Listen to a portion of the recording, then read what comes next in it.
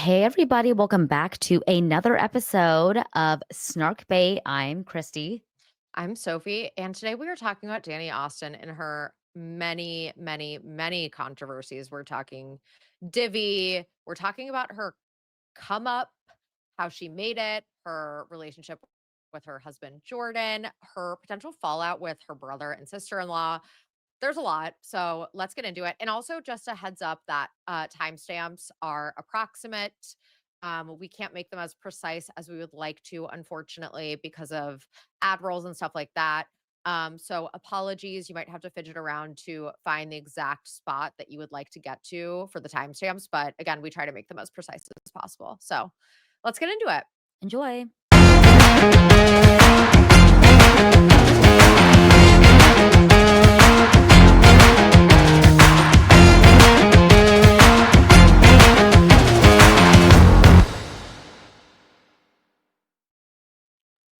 Hi.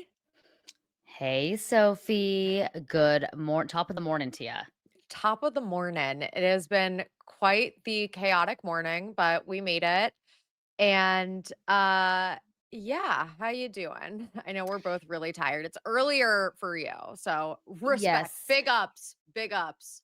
I have my coffee in hand. I have my water in hand. I'm sitting next to the beautiful Sophie remotely, virtually. The blush is on point today. What are you Ooh, house using? labs. House labs, you guys. I told you I'm the biggest house labs convert these days. So I think the color is glassy lilac. I'll actually, you know what? I'll link it. I I'm will wearing link it. a House Labs concealer. So we're a House Lab family. Yeah, we are. I'm wearing House Labs concealer too. Sponsor us. Hey, Steph. Hey, Steph. If you're listening, sponsor us. We love your stuff. What's her last name? It's like something with a G. It's a German, very German, German Germanata. auto. Yeah, Yeah, Germanata, I think. yeah. Love Love that. her. Love that for her. Yeah, and I everything about her, it's clean, it's glassy, It's blendable. It's creamy. it's Lacarian. It's creamy. I'm sorry, you guys. Like, this is, I swear to God, this is not sponsored. We just, when we like something, we like something. Um, Speaking of liking, subscribing, today we are covering Dani Austin. And I just want to give like a just top of the episode heads up because I'm sure this will make its way to her super snarkers, I guess. And I feel like every time we do an episode on an influencer who has a dedicated Snark page and a ton of lore, people are like, I didn't learn anything new. And it's Yeah. like, well, because you already know everything. So this is more so I feel like for the people that don't know all of this lore about Dani Austin, but I know that there is a lot. Christy, what are your initial thoughts on Miss Dani Austin? So these are the top line things that I know about Dani Austin. One, she's the founder of that hair and scalp care Divi. Mm-hmm. Two, she went MIA in I think 2024 last year, and Mm-hmm. everyone was very confused as to her whereabouts. Yep. 3, they thought perhaps her brother's nuptials had something to do with it. 4, she's accused of being like MAGA, which many influencers, as we've covered, have been in the past. And I just want to say up top, we're not here to shade anyone that for your political affiliations. Like, I just want to say that up top. This is just the snark on her and what people have said about her. So, those are the top 4 things I think that I know about Yeah. her. And she's a really, really famous creator. Like, she really wasn't on my radar necessarily, but Mm-hmm. I know that she's created a very successful brand. She has millions of followers. She just purchased a home in Nantucket. It's absolutely stunning. I was looking at a TikTok video of her and her husband Jordan exploring the new digs. And I'm like, damn, if I had that much money, like, that's Yep. probably the exact house I would buy. She has a very fabulous life with many children, and she's very controversial. Yep. So we will cover all of that. And yeah, like you said, she is extremely, extremely successful, wealthy from social media, from her hair care brand, Divi. So yeah, let's just get into it.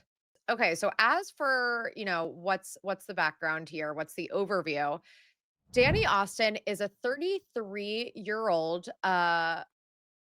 Oh my God, she just turned 33 actually. Her birthday was on October 23rd. 33-year-old Texas-based content creator and influencer who started her YouTube channel all the way back in 2012. So she is, kind of an OG when it comes to this space. Um, but she pivoted to Instagram. She doesn't really do YouTube anymore.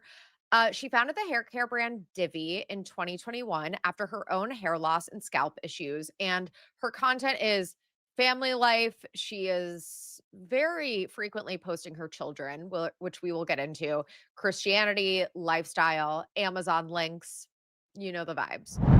Dani Austin was born Keely Danielle Austin. Redditors often refer to her as Keely because that's her God given name. She was raised in a suburb outside of Dallas, but now lives in Lakewood, which is a part of the greater Dallas area. She went to the University of Texas at Austin. She was in a sorority. She was in Chi. She studied kinesiology with minors in advertising and business. In 2012, she was still in college. She started YouTubing. And she and her brother would do videos together. And she received attention after her very first vlog. And she kind of liked to give her followers and viewers advice in a big sister or, friend kind of way. Everything from morning routines, makeup tutorials, and kind of about like confidence also. She was kind of like that big sister role. And she was really, really, really successful kind of right off the bat. And, she moved to LA in 2013 and gained 100,000 subscribers when she moved. In 2015, she met Jordan Ramirez, her now husband. And in 2016, she launched her fashion blog, and this is when she started to pivot to blogging and Instagram called thedaniaustin.com, but she dropped the. It's now just daniaustin.com. Okay, Sean Parker. If you If you listen know, to our you Justin know. Timberlake episode, you'll know what we're talking about. Yeah, in 2017, she really makes the shift to Instagram. She gets engaged to Jordan. She moves into a big blogger house. And which is funny that like hype houses existed even in Texas at the time. In 2018, she marries Jordan. And I feel like the house that she lived in and also the house she lives in now, they're kind of like they're such like influencer houses. They're kind of like sterile and modern farmhouses. And I feel like God. these influencers are so afraid of color in their homes. And I think maybe it's because, oh, I need a neutral background for content. But they all look the same. Do you know what I was actually thinking we should do a Patreon episode on is the downfall of millennial brands. So think Casper. Mm. Um, Wait, is Casper like not a thing anymore?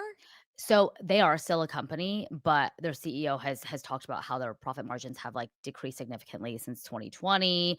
Brands like Outdoor Voices, like that kind of Yeah. millennial grade, very aesthetic looking grid. I think these days we're all about authenticity and showing the more unfiltered parts. But back in, like I say, 2015 to 2020, there are these brands like Away or Casper that were so curated that are kind of Mhm. falling off. And I feel like the house of the modern farmhouse that's white and gray and really, really Mhm. scared of color is no longer a thing. I think that would be a really interesting Patreon episode for us to do. I think so too. That's a great idea. But actually, fun fact, we have a Casper mattress and we love it. So don't sleep on, actually do sleep on Casper because we love it. We love we're like literally obsessed with it. And my girlfriend was watching Baxter when we were in Miami the other week. And so she stayed at our apartment, slept in our bed. And, I just feel like everyone who stays in our bed loves it and says it's so comfortable. So just saying, No, I'm sure it's a just great saying. mattress. It's just like the branding, I think, is Yeah. so it's such a of its time, you know? Yeah, totally. So in terms of this, just, quick timeline. In 2019, she launches a handbag line called Keely D, and it ended up being a line of knockoffs, and we will get to that. 2020, she announces that she's pregnant with her first child, Stella. Stella is born. They move into a new mega mansion. In 2021, she is named a top creator by Forbes, estimated earnings about $8.2 million that year. In Jesus. 2022, she has her son Stratton, and her total social following across platforms around this time is 2.7 million.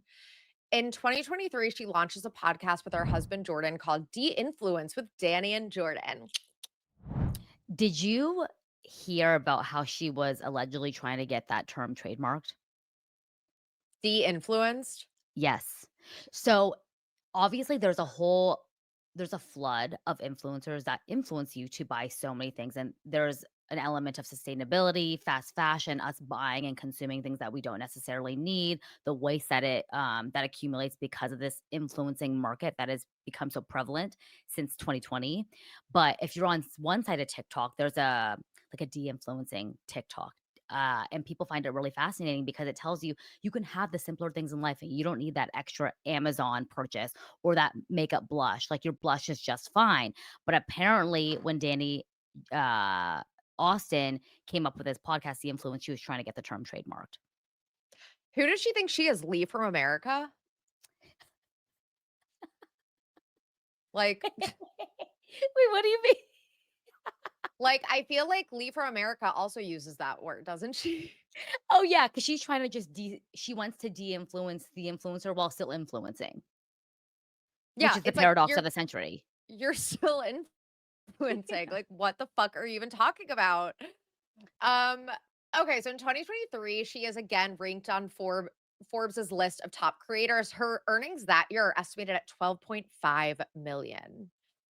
And she boasts again lots and lots of followers, almost 3 million across her social platforms. Late 2024, she has a famous social media hiatus. And her sudden silence causes a lot of buzz. More on that in a bit. And in 2025, she returns to social media and announces the birth of her third child, Summit. John Summit. Summit. So Stella, Stratton, and Summit. Hmm. Feel like those are, Bra- yeah. there's going to be a Braxton next if A you've listened to our Alex Earl No, episode. it has to be Straxton. Straxton.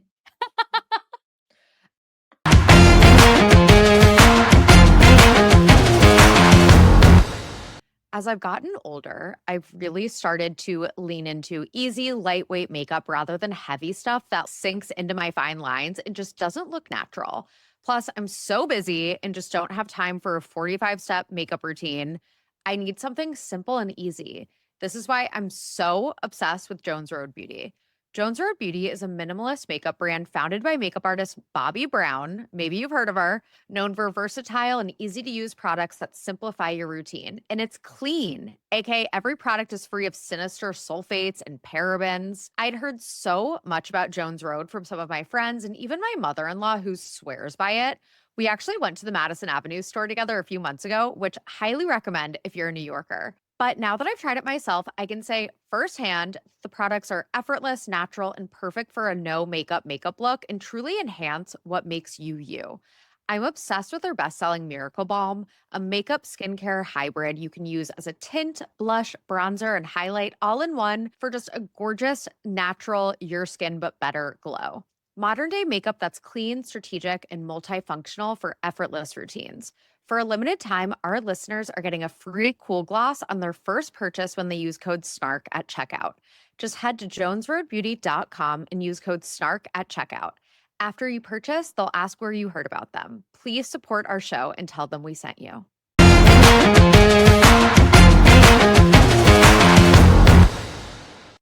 It's been a few years now that I feel like the maintenance light is on for my body. My joints are stiffer, my hangovers are harder to recover from, my hair's more brittle, my nails are breaking, and my skin just doesn't have that same glow to it anymore. That's where Bub's natural collagen peptides come in. And look, I was skeptical until I tried them. Basically, starting as early as your 20s, your body naturally produces less collagen every single year. Collagen is literally the protein glue that holds everything together. So with Bubs, you can help restore collagen levels for stronger joints, healthier hair and nails, glowier skin. What's not to love? And it's super easy to use. Just mix Bubs into your coffee, smoothie, or juice every morning. It's tasteless, odorless, and dissolves instantly. No clumps or gross aftertaste whatsoever. Plus, Bubs has zero sugar, sweeteners, fillers, or junk. It's third party tested, Whole30 approved, and sustainably sourced. It's trusted by over 10,000 customers and was named 2024's best collagen by health.com. Live better longer. For a limited time only, our listeners are getting 20% off at Bubs Naturals by using code SNARK at checkout. Just head to bubsnaturals.com and use code SNARK and you're all set. After you purchase, they'll ask where you heard about them. Please support our show and tell them we sent you. Okay, so let's talk about, sort of her beginnings a little bit more, or like an early controversy. Mm, So back in 2018, Dani and Christianity has been a big part of her brand for quite some time. um, Really her entire career. And she's been involved in various influencer led Bible study groups and faith circles. And in 2018, she launched a Facebook group called the Sassy Club, framed as a supportive, safe space for women to uplift each other through faith. It grew really quickly. Thousands joined in just a few days. They had local meetups and attended church together. It sounds like a pretty, really pure community. But as time went on, people noticed that Dani was starting to manipulate the group a little bit by deleting any posts that weren't super positive about her or questioned her advice. And she also started to monetize it and forced everyone in the group to join an app that cost $2 a month. And it was apparently very poorly built. And yeah, it was just like really shitty. She ended up shutting down all local Facebook groups and never brought them back up again when she eventually shut down the app. And she completely abandoned the main Facebook group. And in 2020, because of all of the political conversations that were happening at the time, she was like, you know what? I'm just going to shut it all down. So people were like, as soon as you couldn't squeeze money out of this, you were done, mm, because it was supposed to be formed as a way for Christian women to connect with each other and right. have community and bond over their faith. And, it was just like, oh, well, it's not profitable for Dani anymore. So let's shut it down.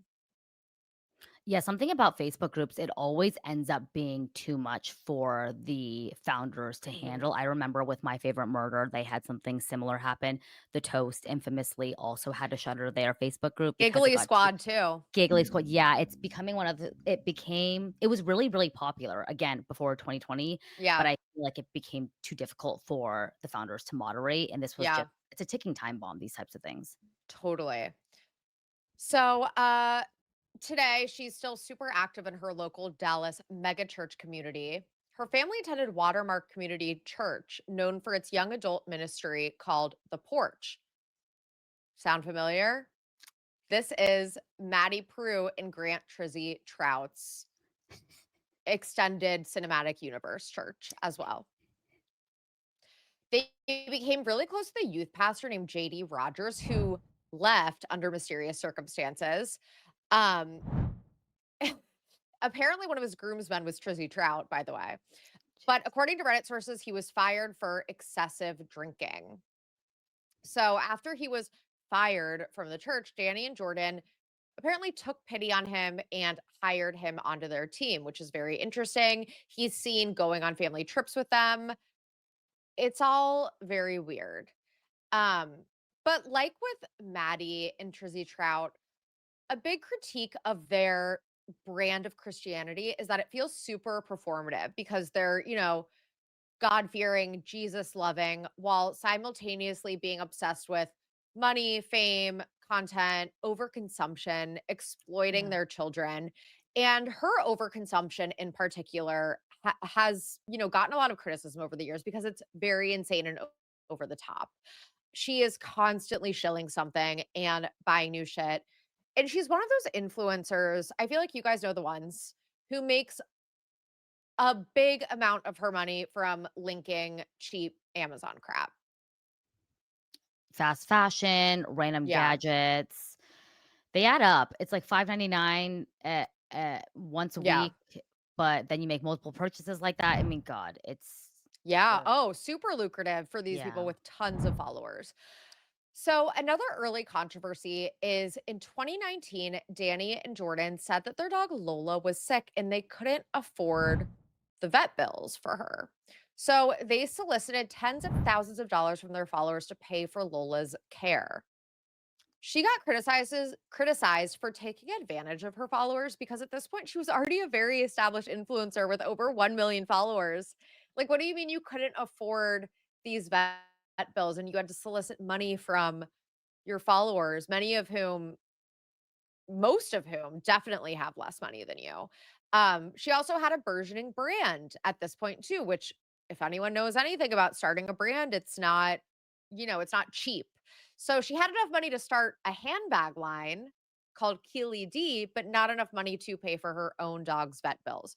So speaking of Keely D, this is launched in 2019, and the bags were literally exact knockoffs of Valentino rock stud bags. So Diet Product called her out immediately. The caption says, "I actually used to love Diet Products. This is what they used to do." Mhm.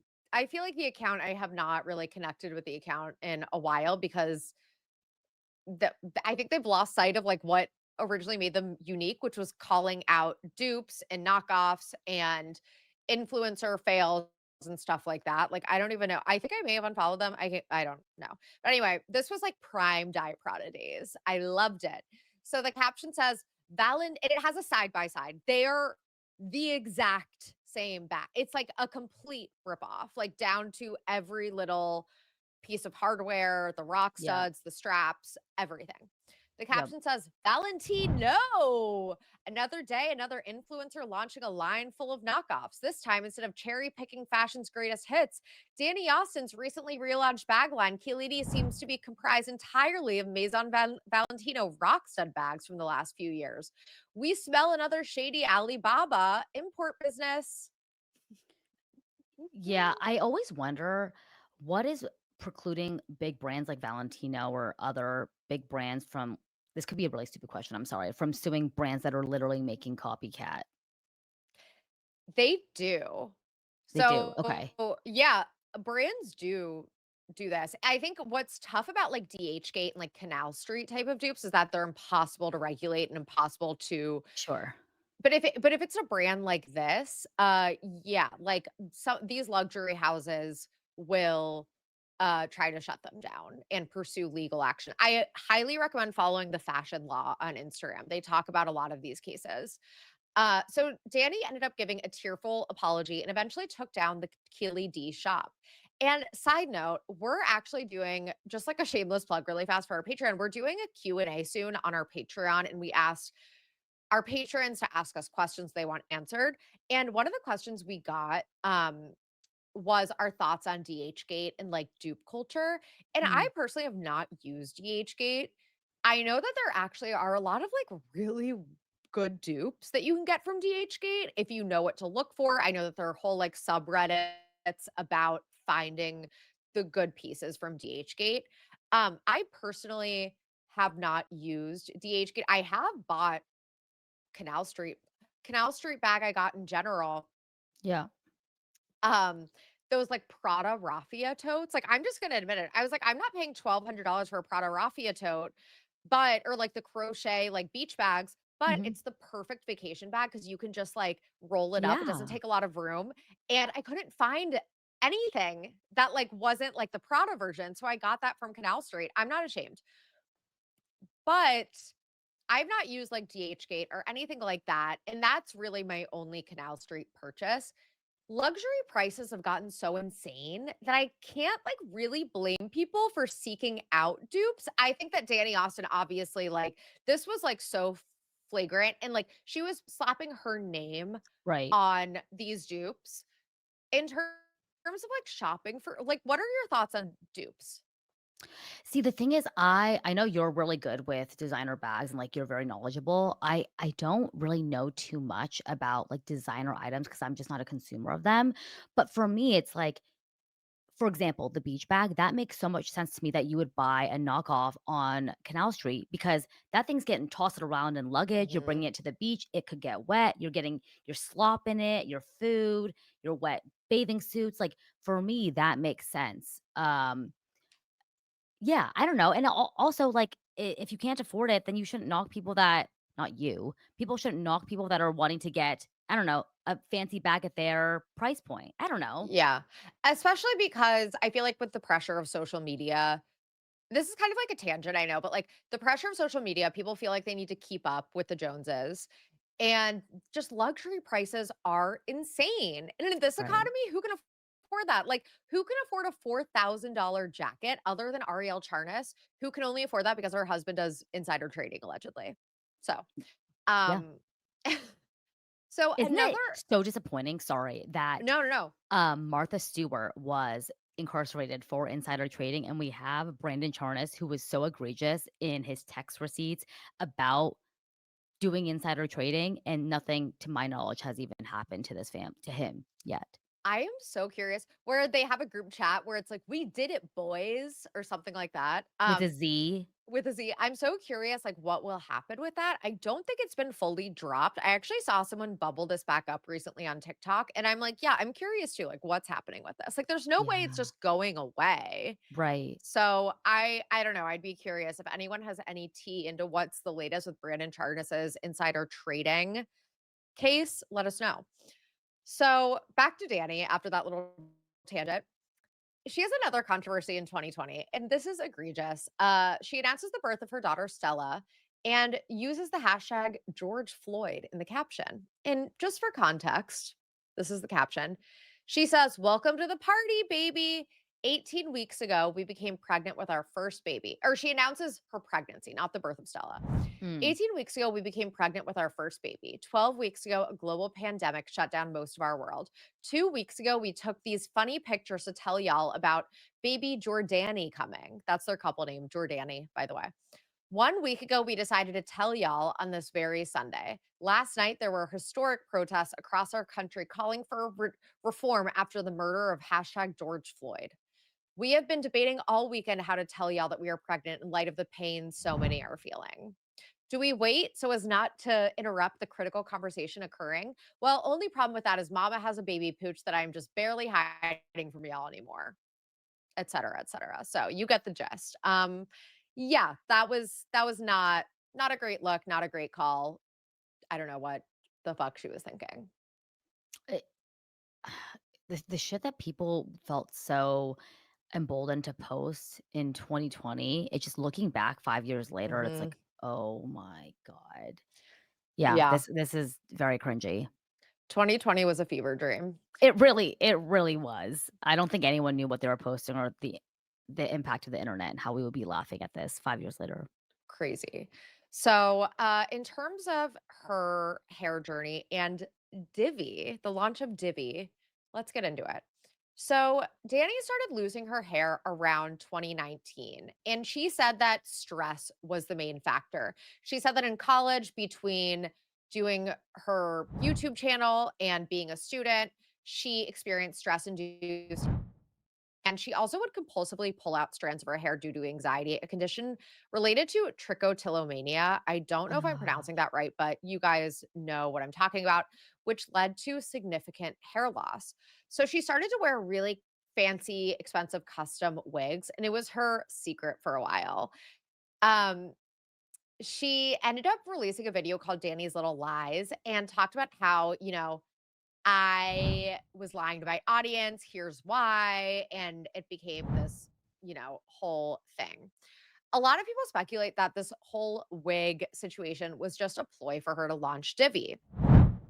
She started with the scalp serum, but later expanded to a full line of shampoo, conditioner, vitamins, supplements, a scalp detox mask, a dry shampoo, and other products.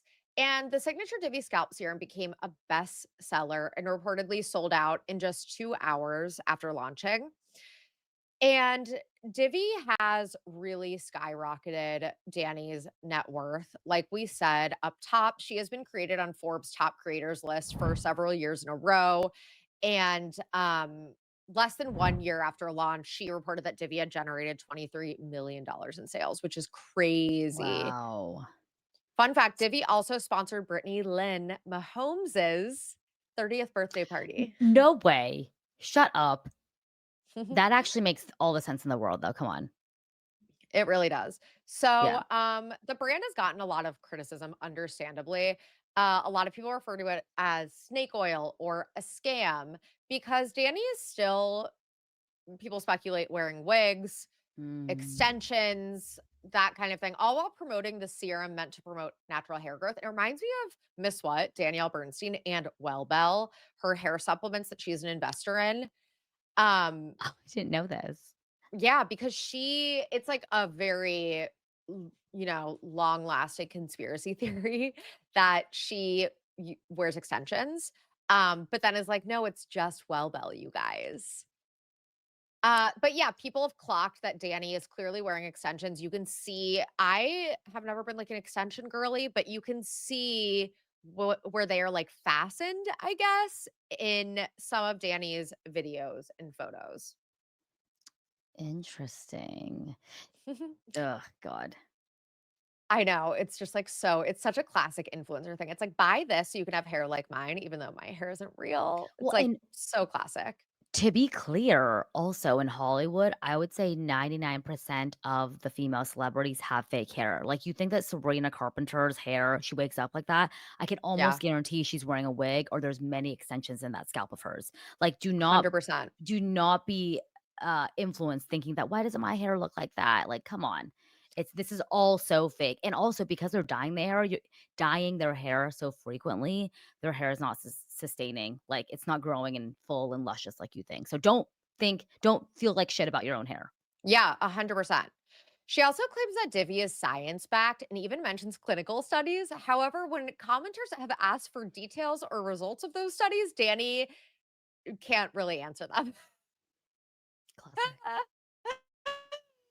Agreeable underscore street 6093 on Reddit commented her whole brand is disingenuous. Fake hair extensions every time she promotes Divi, people being blocked or having comments deleted when they say anything remotely negative about it. I've even asked neutral questions before about her clinical studies, and I just get left on red.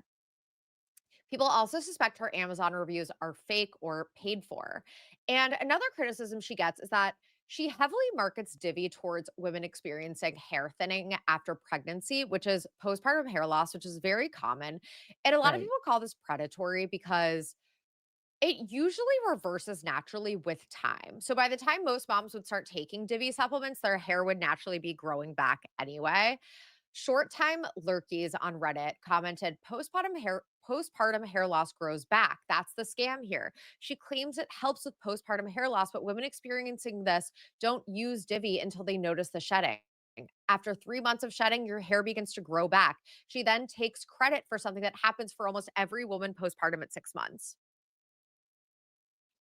And apparently, by the way, just a note, Divi no longer sells the hair growth supplements, but they still sell the serum, shampoo, conditioner, all of that. And the prices are not freaking cheap, by the way. Even their dry shampoo, if you look at their website, I'm looking at their website now. Um, their dry shampoo is $42. Um, their scalp 42? their scalp serum is $44. Their shampoo is $36. Um, it's not cheap. Their 100 milliliters of scalp serum is $122. So if you What? get the big size, um, yeah, it's not cheap. Like, these aren't like drugstore prices. Like, these are luxury Sephora prices.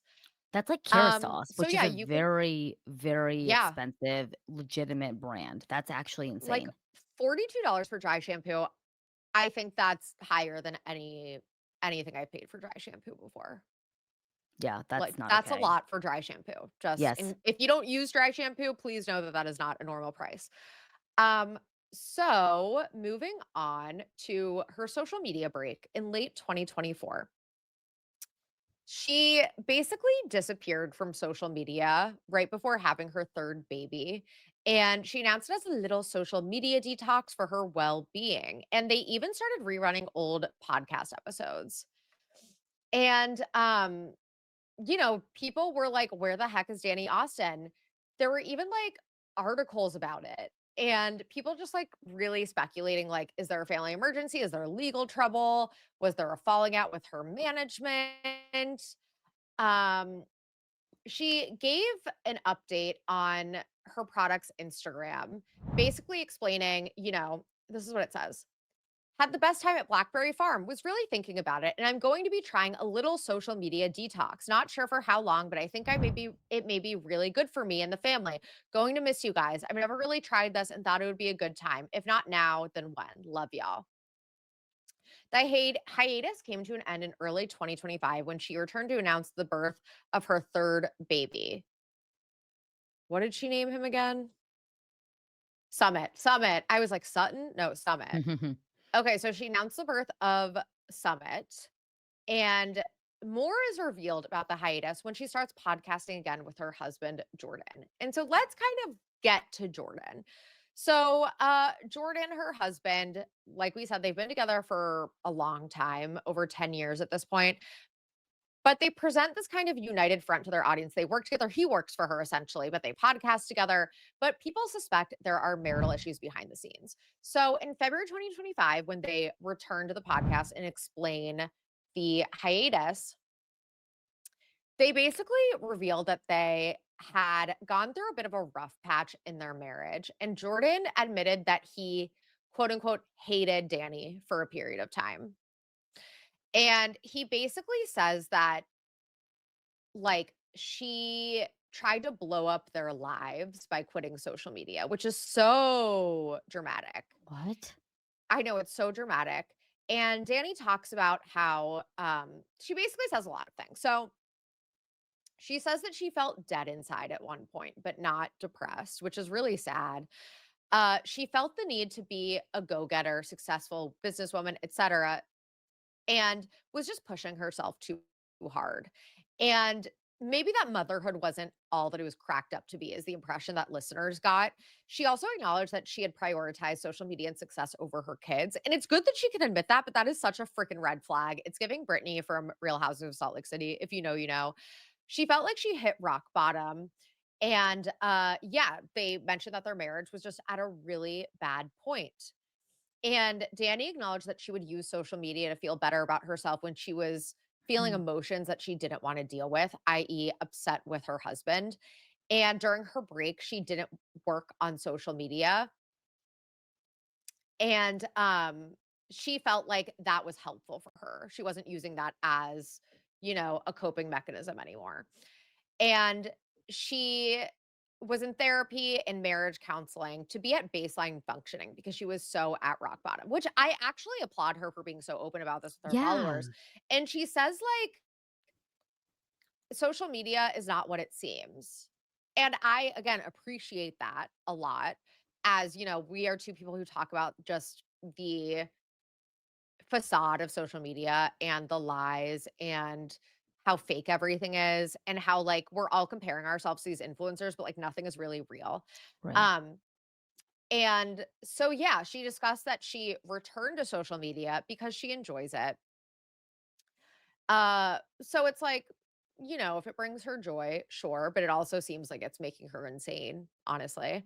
Uh, they lost a lot of money while they were on their hiatus, which Mm. again, Jordan blames Dani for kind of blowing up their lives for a bit, but she was figuring out hers. And I think that's also like maybe the problem with some of these husbands that end up working for their wives. Like, I don't Yeah. understand how that's sustainable. Well, also, your wife, she also has just bared your 3rd child, I think, right, Summit, or your 4th child, and she's clearly Yeah. postpartum, her hormones are all over the place, she's, incredibly burnt out, and you, as her husband, Jordan, should be there supporting your wife no matter what decision she decides to take. If that's continuing to work and continuing to hustle or also taking care of her mental health, you should be standing there right by her side. It's so disgusting that he Yeah. was saying, "Oh, she's blowing up our lives." Well, you get your ass to work and do something else. If Yeah. you're Get your riding ass her up and coattails, work. yeah, if you're riding her coattails and you're complaining the fact that the money isn't coming in, as lucratively as you'd like, then you do something. You get a job then. Exactly. Like, so oh my Preach. god, that's so disgusting. It's so beta and, like, Yeah. um, it gives me a huge ick, and I'm not saying that the man always needs to be the one working, that's not what I'm saying, but when your job is to help her run her business and you're her co-CEO or Yeah. co-partner, partner, then put your money where your mouth is and contribute in other ways if she decides to take a break. Ugh, this is so triggering and beta Ugh. and disgusting. Fucking I know. contribute, Jordan. He's the worst. Um, ugh, yeah, he really sucks in a lot of ways. But they also mentioned in this podcast that Dani is trying to appreciate where they are at now instead of always looking on to bigger and better things. They give an example of they don't always need to be looking for new houses online. But they recently posted at this point, they had just recently posted looking at mega mansions, and now we know that they just bought a new home. They have like, I think, several vacation homes at this point. They have like a lake house in Texas and a Nantucket house and their main residence in Dallas. Can you imagine being so wealthy, Sophie, that instead of just looking online, like on Zara.com, you're looking on Zillow.com and just thinking about where your next home purchase will be? Isn't that crazy? Also W in this housing market where like even just like regular people are struggling to find one residence. Right, Like there aren't starter homes anymore. Like right, everything is millions of dollars. It's right. fucking crazy. So to have multiple homes in this housing market is crazy. But yeah, so I know that we joke about Jordan being a quote unquote beta. And I think there's, a lot to say about the alpha male and beta male, like I think that there's some toxicity there when we talk about like male roles. But that is like a lot of the criticism that he gets is that he is kind of like Danny's little like people joke and they're like, "Oh, he's the wife." Like Sure. she wears the pants in the relationship. And I know that we're talking about like traditional gender roles, like who cares about traditional gender roles, but that's a lot of the criticism that he kind of gets. It's like you are literally like what sort of, husband like duties are you bringing to this relationship because all you do is work for your wife and then complain about her and That's bitch the about crux. her. That's the crux of the issue. I don't care that he works Yeah. for the you do your thing. You guys create this business together. It's more about the Yeah. fact that you're complaining when she wants to take a break. That to me is beta and, like, disgusting and Yeah. shaming her. So I actually was so fucking grossed out by him originally when I saw a video of her. It was her giving birth to one of their kids, and he is vlogging the entire thing. And first of all, like, why? Like, I know that this is their job. It just seems like this is like classic, like, influencer dystopian culture. Because, like, why are you vlogging your wife giving birth? And he seems to be like laughing at her while she's in pain during labor. What? And I just remember watching this and being, like, infuriated. I'm like, "He is shoving a camera in her face the entire time and just being so annoying." Like, I would have literally kicked him out of the delivery room or, like, punched him in the face. There's something just so off-putting about him. And, well, yeah, obviously on Reddit said, "Watching this video enraged me on her behalf. Say what you will about her, but she's also a woman in labor who was clearly super sick, like, she seemed to be in Right. pain. He was condescending, sticking his phone in her face, and disrespecting her choice for natural birth." I'm honestly shocked they chose to post this video. It makes him look like an asshole. Eh, Yeah, it's not. So, Jordan has also been accused of potentially, allegedly being unfaithful. And there are a couple things that lead people to speculate this. And this is all speculation. We are not saying we believe these things. These are just what people have said. Some of the super snarkers, like we said, because Danny does have a dedicated Snark subreddit, have said about their marriage is that sometimes people are like, is it giving lavender marriage? yeah. Again, like, what do we know? We have no idea. This is just what people speculated. So people think that he is sort of like overcompensating sometimes. So during an episode of their podcast, Danny talks about how Jordan removed sex scenes from any TV show that they watch. So he would like go in and not let them watch the sex scenes, I guess. And this is for him to avoid temptation. So it's like that classic Christian purity culture type of thing that people find very strange. And they also, again, like they have presented a united front, but have also been open about their marital problems. Um, but what's interesting is that it seems like the past few episodes of their podcast, it's been either solo episodes or Danny with a guest, no Jordan. So it's like, is their marriage like on the rocks again? What's going on? Because they co-host the podcast together, right? Yes. So, Gotcha. there was also a moment, just as a side note, where Danny asked Jordan to suck her clogged uh, breast because it was clogged during breastfeeding. It's called mastitis. So they Sophie's really just like do not have boundaries at all. Like it's Sophie's just a note. very peculiar dynamic, I would Pecu say. Peculiar is a perfect way to describe it, and Yeah. Sophie's comment here just come again in big, bold Like question mark, come capital letters. again, come again. It kind of reminds me honestly of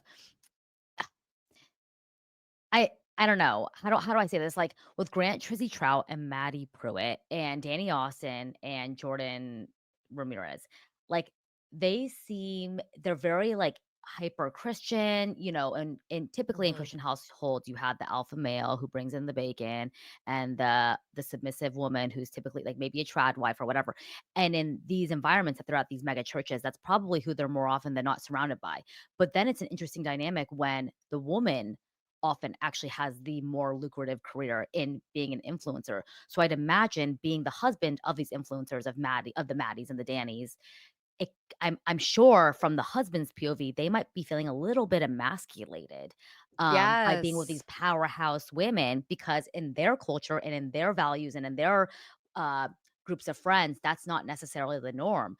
So, I don't know, it's very interesting to see this dynamic play out because I'm sure for them it's a lot more, yeah, emasculating than they'd like to admit.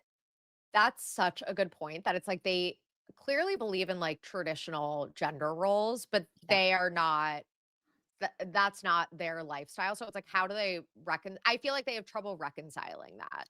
And that's Yes, the root of probably a lot of their issues and insecurities. Um 100%. okay, so let's get into the drama with Danny and her brother Landon and his now wife Olivia. By the way, I looked up Landon. He looks way too much like Jordan, her husband. I'm So disturbed. Sophie's note, "Landon looks like Jordan, help." Help, literally help. So, Danny has featured Landon on her channel since her early days, like we said. Like they would do like sibling stuff. And she ended up running a bachelor style matchmaking thing for him in 2021, which is also like weird. What? I know it's like very strange. She called for applications and she planned a bunch of dates for her brother.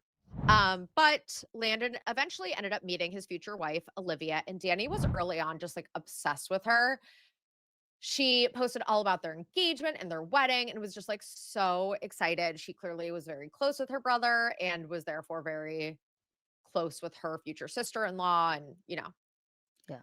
Um so people then started to notice that after Landon and Olivia's wedding, Danny seemed to stop engaging with Danny and Olivia or with Yes. Landon and Olivia.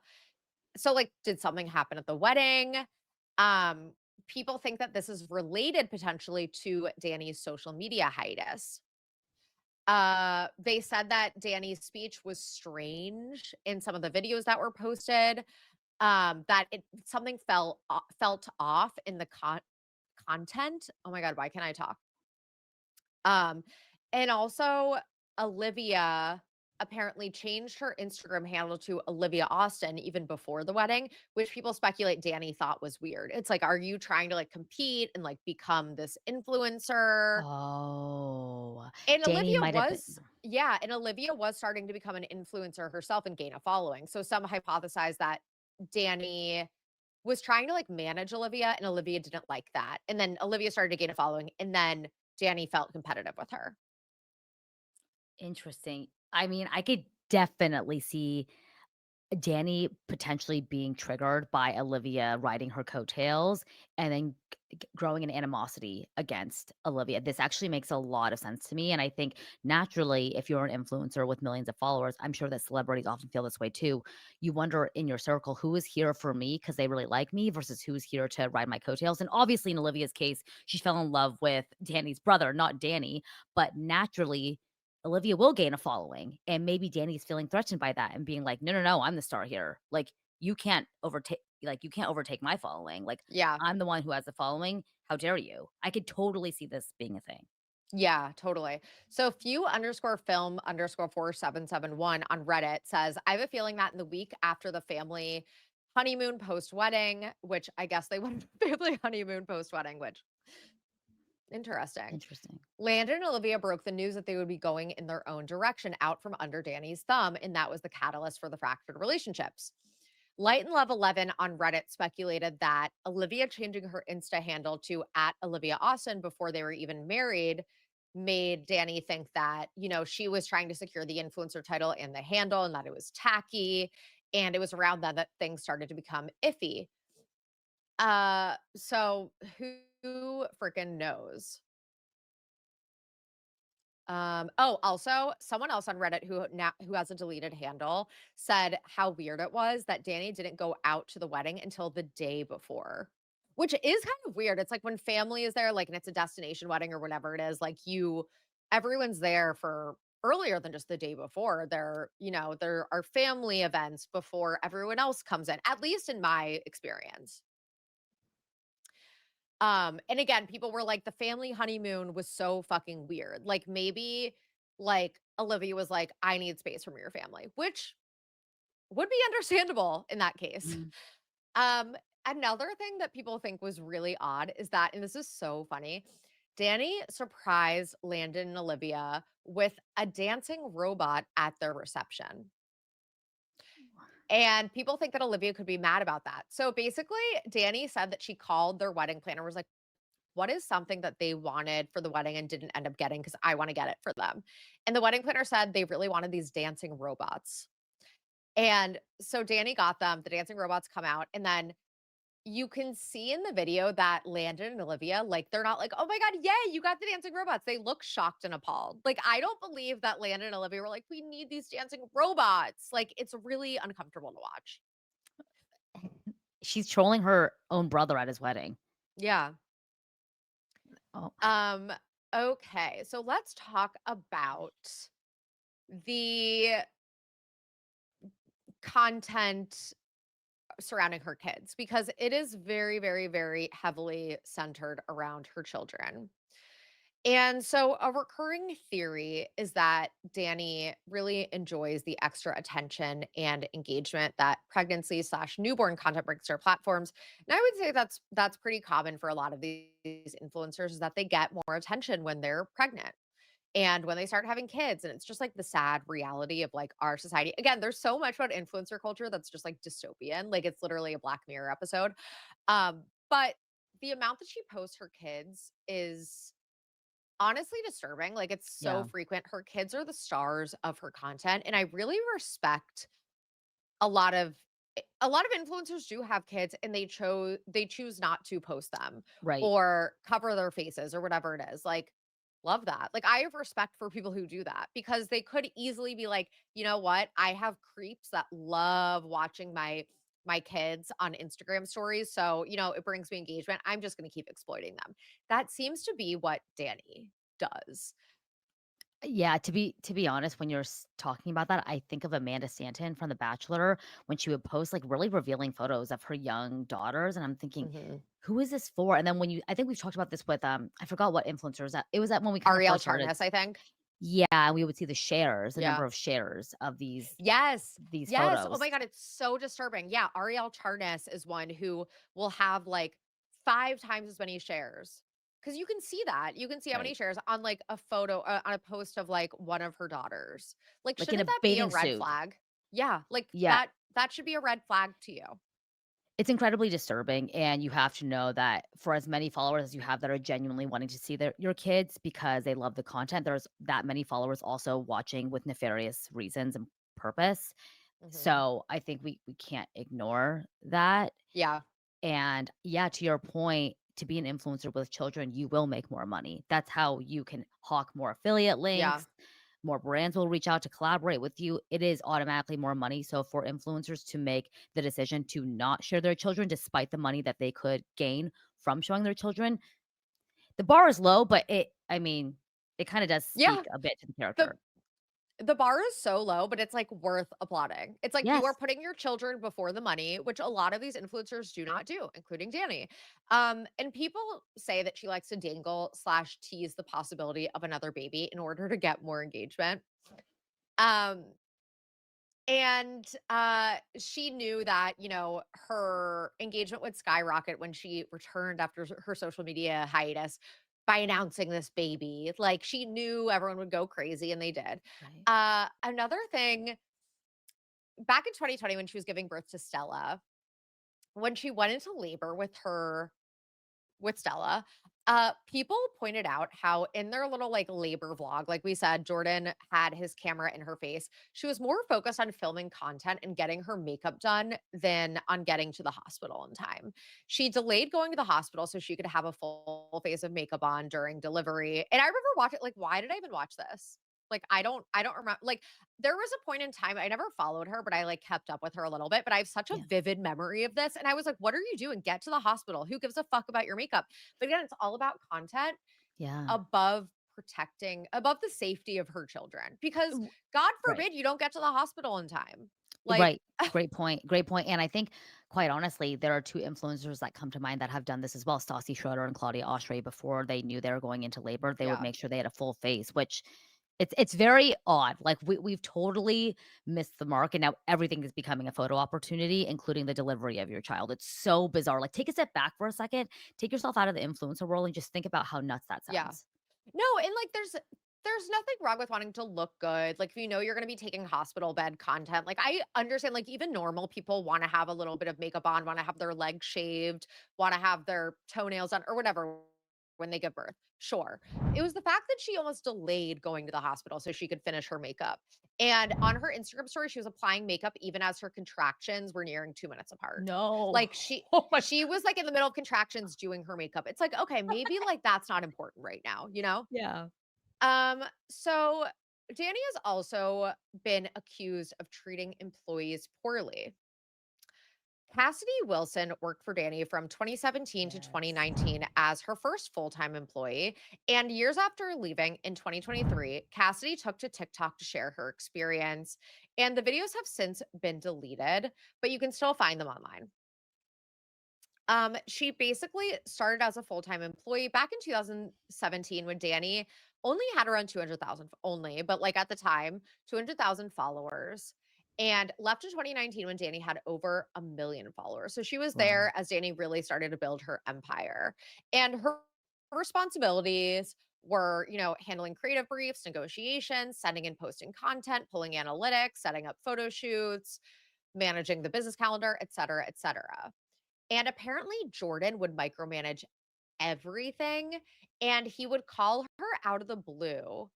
And at one point included he accused her of stealing and not being supportive enough of his wife. So, like, people are like, was this Jordan or was this Mm, Jordan being Danny's mouthpiece? right. So, I guess Cassidy had, like, a food blog with less than 200 followers at the time, but she would, like, post food in her spare time, and Danny didn't like that. Danny told Cassidy that she was uncomfortable bringing her to food events because she might take a picture of the event food and post it on her personal food Instagram. So it's like, here's Danny pretending to uplift other women and creators, but doesn't actually support her employees having their own passions and online presence.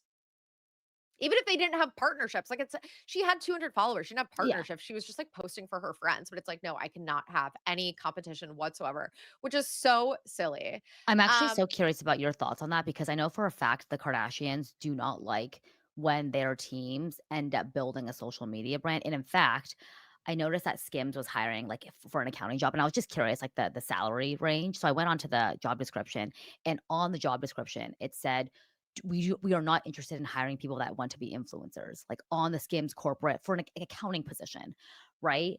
And, again, I know this for a fact. So, I'm always curious from other people's POV, if you were a huge influencer, whether it be Kardashian level or someone as big as Dani Austin or maybe even like us, why do we care? Wait, that's so funny also because it's like imagine becoming an influencer off of being on the Skims accounting team. Like I'll put on that's on gonna my be like your headline. like yeah, in your bio. Yeah. But I also speaking of Ariel Charnas, I remember Ariel Charnas when she posted looking to hire someone, she's like, "I'm not interested in hiring someone who, like, wants to be a blogger."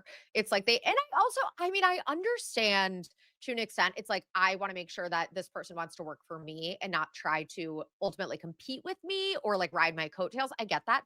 But I think it's so silly that Cassidy had, like, a fucking stupid, like not stupid, but, like, a food Instagram with less than 200 followers, and Danny was upset about that. It's harmless. It's she like a food Instagram with less than 200, come on. 200, not Yeah. 200K, we're saying 200, period. So stupid. So when Cassidy deleted her videos, people suspected that Jordan and Danny threatened legal action against her. Danny seemingly responded to the video in a since deleted video, saying vague shit along the lines of people make mistakes and others want to tear you down. So essentially trying to say that Cassidy was just trying to tear her down and she's the victim. Um, More recently, someone posted about meeting someone who worked for Danny but had to quit because they were the most toxic family to be around. And this is in the Dani Austin subreddit. Apparently, the former employee was forced to sign an NDA. Didn't work that well, I guess. And from what she shared, people suspect that something went down at her brother Landon's wedding.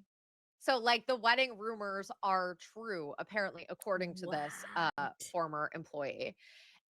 They said, all I can say without compromising my identity is the way our conversation unfolded and things that were said makes it seem highly likely shit hit the fan either at the wedding or immediately after during Danny's social media break.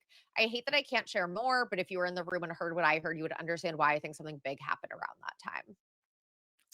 Danny's mother, who people have nicknamed Tornado, She is apparently featured in a lot of Danny's content, by the way. yes, yes, a lot. Apparently hires young assistants for herself who only last a few months. That's so funny. So let's get into the maha of it all. So Danny is pretty vocally anti-vax, which is not great. Can I just say that like I hate this shit? And she talks about it in regards to not vaccinating her children. And it's one thing to not give a fuck about your own health or your own children's safety, but you're putting other people's children in danger Yes, by not getting your children fully vaxxed. 1,000,000%. Like, that's what's so selfish about it. It's like, what? It's my body, my choice, my children, my choice. It's like, no, you're putting other people in harm's way. It's It's so infuriating. it's I'm sorry. infuriating. Yeah. So in 2023, in an Instagram story and on her podcast, she talked about her approach to vaccinating her kids and the importance of doing personal research. We all know what that means. Do your own research. Am I right?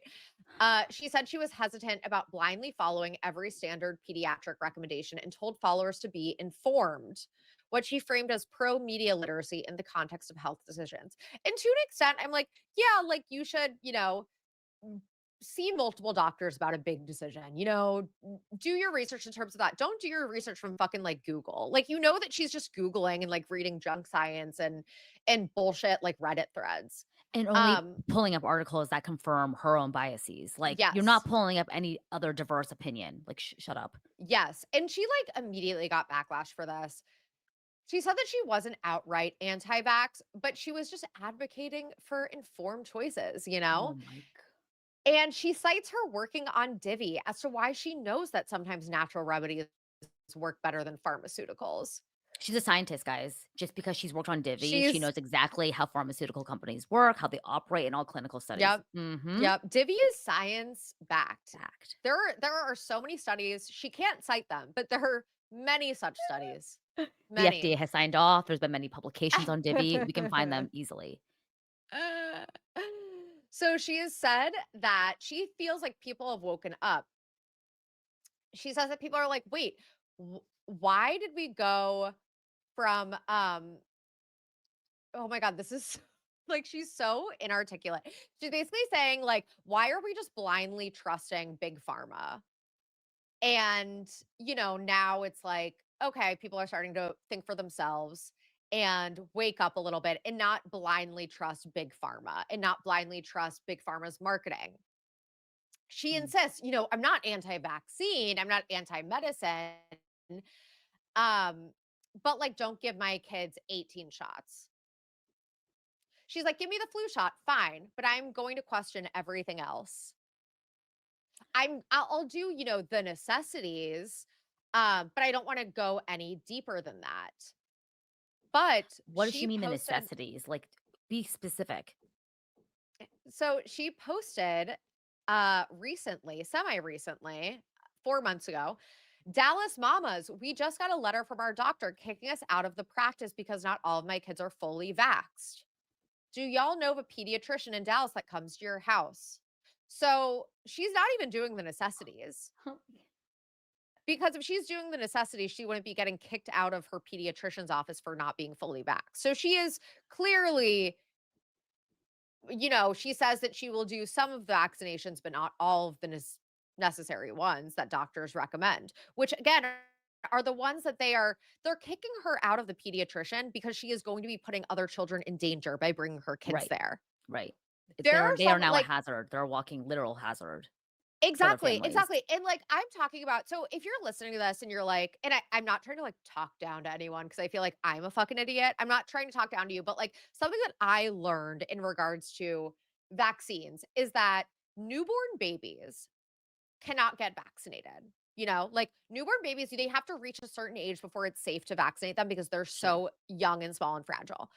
So newborn babies are especially susceptible. That's why like you'll see, if you meet a newborn, the parents are often like, wash your hands 10 times. Here's Yes. hand sanitizer, put on a mask.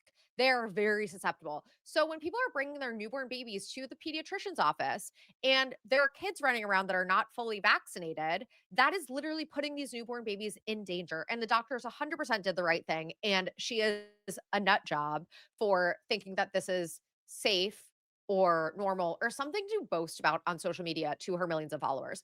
And Yeah. people speculate that this is rage bait actually. I don't know. Like 100%. I think she might actually be this crazy though. So, Yeah, I think she 100% believes what she's putting out is reasonable, but I also think she knows what she's doing and the kind of reception she will get when she yeah. posts this. Like, I think it's equal parts self-awareness and equal parts, like, you also are yeah, you're rage baiting us. Yeah, exactly. Cuz it's like, okay, you're choosing to be controversial. Yes. You know Especially right you're now.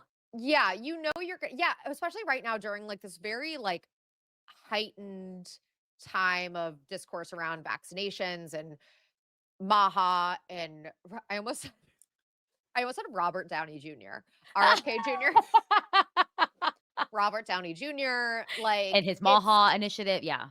yeah, Maha. Maha. I always think of Amanda Bynes. So it's like this is a choice. Like people are like, this was very calculated. She does anything for engagement, including exploiting her kids. Yes. So she even I know that there's been recent discourse around Tylenol being Yep. dangerous for pregnant women to take. And I think that obviously do your own research. No, I'm just kidding. But like, I think like there probably is some maybe validity to a ton of Tylenol being bad for pregnant. A ton of Tylenol is bad for anyone, not just Sure. pregnant women. But Tylenol is pretty much the only pain relief medicine that pregnant women can take. Mhm. They can't take Advil, they can't take ibuprofen. Yep. So you just want pregnant women to suffer by saying, "Hey, like, actually, you can't take Tylenol either." Because by all accounts, taking just a normal small amount of Tylenol while pregnant is perfectly fine. It's like, I guess there are studies where it's like you take a ton of Tylenol. Yeah, taking a ton of Tylenol for anyone is bad. Right. But she basically went fully on board with this whole Yes. Maha thing and said that Tylenol is bad. And, she said, even my doctor said that Tylenol is fine to take while pregnant. It's the only thing I can take while pregnant, but it's actually bad to take Tylenol while pregnant, according to Donald these Trump. recent MAHA studies. Yeah. So, I'm just going to put that discourse out there. And apparently, she was deleting comments from anyone saying otherwise and talking about how dangerous this rhetoric is. And it's also ironic because at one point she was a hashtag Tylenol partner. Um, No way. yeah. So, That's funny. yeah, that is the gist of Dani Austin. I know there's a lot. She has quite the resume of controversies. Let us know. I know, again, if you are a Dani Austin super snarker, because there are a lot of you out there, this is actually a very, very, very highly recommended episode. So I'm glad we finally covered her. Let us know if there's anything that we may have missed, but I feel like these are the big ones. Um, so yeah. No, nice job. I think when I started to explore Dani Austin ahead of this episode, I was like, "Oh, okay, she seems like fine enough, like whatever." But as we get further and further down the Jordan of it all, this rhetoric about not vaccinating your children, it's very what's the word? It's kind of almost upsetting. It's like you have such a big platform and you're promoting such dangerous rhetoric and you are so influential, and it just kind of just makes me sad that so many people are taking what she says as gospel without Yes. consulting like health professionals, doctors, people in your corner that are educated enough to be making these decisions. And it sucks Yes. because I think people are, even me, like I sometimes I'll be on TikTok and I'm like, oh wait, if that person said it, maybe I shouldn't do this or that. You can't, we Yeah. can be so influenced by people that we follow. And it sucks that with her devoted fan base, they're probably taking what she's saying as gospel. And it's just, yeah, it's sad. Yeah, it is. Oh, and thank you, Jordan, for mentioning this. I brushed over this. That she actually is pregnant again with her fourth child. So, Wow. just, going back to the whole loving how pregnancy and baby content ups her engagement, she is doing it all over again.